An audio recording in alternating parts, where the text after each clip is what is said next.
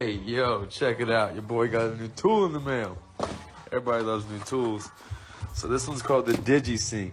It's actually a digital throttle body sync tool that you can also use on carburetors.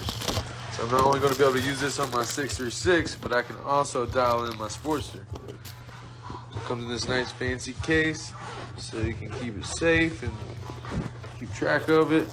Inside you got the actual device. Pops up with a nice display there, make it easy to read, easy to get your stuff dialed in, all the hoses for all the different jobs. Got the carburetor jets here so you can get those carburetors dialed in. And then got your little guide here to kind of get you right. Love of the game, man. It's going to be dope. Changing the game with the digital throttle body sync, the Digi Sync. Go check it out.